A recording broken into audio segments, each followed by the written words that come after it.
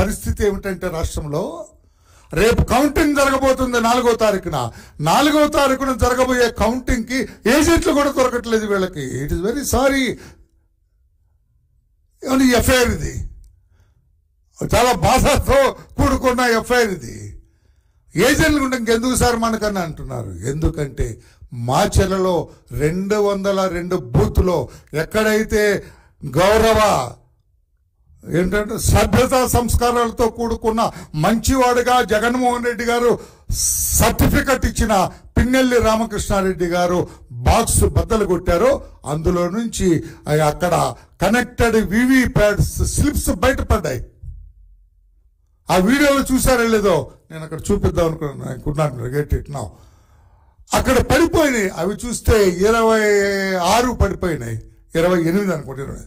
ఆ 28 వివి pad slips పడిపోతే అందులో 6 వైసీపీ, 22 టీడీపీ. 22 టీడీపీ స్లిప్స్ అంటే ఓట్లు బయటపడ్డాయి. ఇక్కడ 6 అంటే ఈ రేషియోలో అర్థమైపోయింది. అందుకే అతను బాక్స్ బద్దలు కొట్టాడు. నిశ్శబ్ద విప్లవంలో తెలుగుదేశం పార్టీకి బ్రహ్మాండంగా ఓటింగ్ జరుగుతుంది, ఓట్లు వేస్తున్నారు. మనం ఆ అంచనాని అందుకునే రీతిలో లేవు అని అతను ప్రతి బూత్ సందర్శించి బాక్సులు బద్దలు కొట్టారని నేను అంటూ ఉన్నాను. ఇంకా ఎందుకు మీరు బుకాయిస్తున్నారు? 6-22 ఈ శాతంలో మీరు ఎందుకు ఏమందుకుంటారు? స్పష్టమైన మెజార్టీతో తెలుగుదేశం పార్టీ గెలవబోతుంది. చంద్రబాబు నాయుడు గారు ముఖ్యమంత్రిగా ప్రమాణ స్వీకారం చేయబోతున్నారు. ఇక మీ ఆగడాలు ఆపండి, మీ అరాచకం ఆపండి. ఇప్పటికే చాలా మంది వైసీపీ నాయకులు అండర్ గ్రౌండ్కి పోయినారు, కొంతమంది లేరు. ఎవరైతే నేరపూరిత సామ్రాజ్యాన్ని నిర్మించుకోవాలనుకుంటున్నారో పిన్నెల్లిలాగా వాళ్ళందరూ కూడా పలాయన మంత్రం చిత్తగించారు, పారిపోయారు. పోలీసులకి అందుబాటులో లేరు అనుకున్నారు. అప్పటి పోలీసులు లేదు, పోలీసులు కూడా మారిపోయారు. హోగా ఓ com.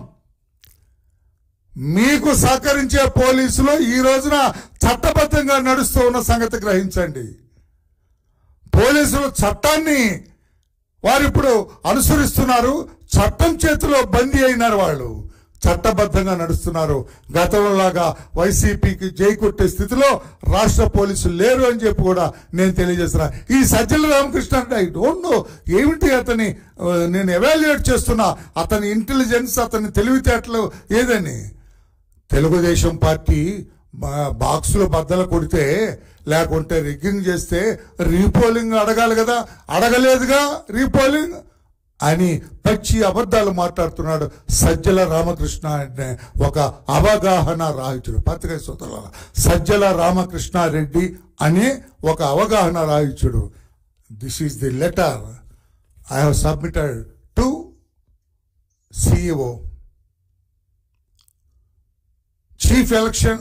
Chief electoral officer Meena గారికి ఇచ్చిన లెటర్. ఎప్పుడు 13వ తారీఖున సాయంత్రం. 13 అంటే పోలింగ్ రోజున. ఏమని ఇచ్చాము? ఈ పోలింగ్ బూత్లో we therefore request the ECI to kindly order a fresh poll repolling in the said booths and deploy sufficient police forces for free and fair election. దీంట్లో 32 బూతులు, విజయవాడ 2 బూతులు, విజయవాడ వెస్ట్ లో 2 బూతులు, మాచర్లలో 1, 2, 3, 4 బూతులు అడిగాం. సజ్జల రామకృష్ణారెడ్డి గారు మాచర్లలో 4 బూతులు అడిగాం. సత్తెనపల్లిలో 1, 2, 3, 4, 5, 6.